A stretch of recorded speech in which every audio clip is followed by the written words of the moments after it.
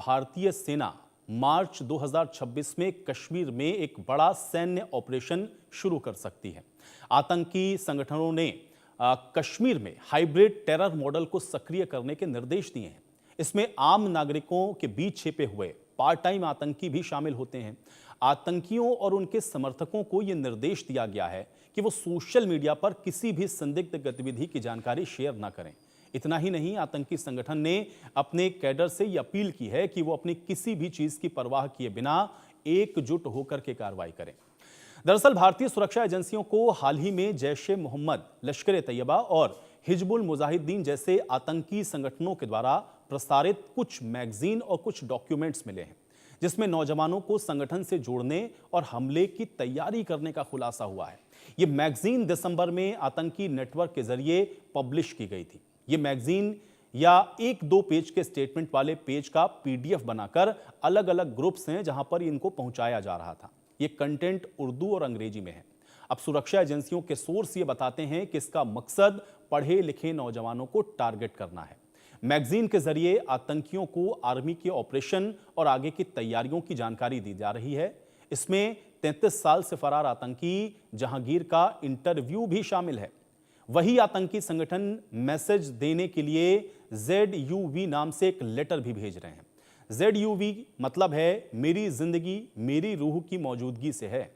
1 महीने के भीतर ही इस नेटवर्क की तरफ से कई बार स्टेटमेंट बनाकर आतंकी ग्रुपों में भेजे गए। इनमें से एक स्टेटमेंट 9 पेज का है। इसके आखिरी पेज पर भारतीय सेना की तैयारियों का जिक्र है। 10 नवंबर को हुए दिल्ली ब्लास्ट का जिक्र करते हुए इसको लेकर के अलर्ट भी किया गया है। तो अब इसको डिकोड भी किया गया है। अब यहां पर आप देख रहे हैं कि किस तरीके से बाकायदा एक ग्रुप बना करके और उसके अंदर इस तरीके से जो युवा हैं उनको ब्रेन वॉश उनकी करने की जो कोशिश है वो भी की जा रही है। और सीधे तौर पर अब एजेंसियों की जो नज़र है वो इस पूरे घटनाक्रम के ऊपर है और इसके आधार पर जो आगे की इस पूरे मामले में कार्रवाई हो सकती है वो भी की जा रही हैं। लेकिन अब जाहिर है कि आतंकी लगातार अपने नापाक मंसूबों में लगे हुए हैं और आतंकियों की ओर से 2026 मार्च में ये कहा जा रहा है कि कोई बड़ा ऑपरेशन हो सकता है। अब क्या है, एक बार फिर से आपको ग्राफिक के जरिए भी बताते हैं। देखिए, स्टेटमेंट में ये लिखा है कि नवंबर की घटना ने इंडिया को और भड़का दिया है। ये स्टेटमेंट में लिख दिया गया है। और इसके अलावा ये भी इस स्टेटमेंट में है कि वो कश्मीर पर अपनी मशीनरी से पकड़ को मजबूत कर रहे हैं। हमारे लिए हालात मुश्किल होते जा रहे हैं, स्टेटमेंट में ये भी लिखा है। यह भी कहा गया है कि जल्द ही हम कब्जे से निपटने के लिए पूरा प्लान बताएंगे। हम अपने लोगों से आने वाले इवेंट्स के लिए मेंटली और फिजिकली तैयारी शुरू करने के लिए भी कहेंगे, ये स्टेटमेंट में कहा गया है।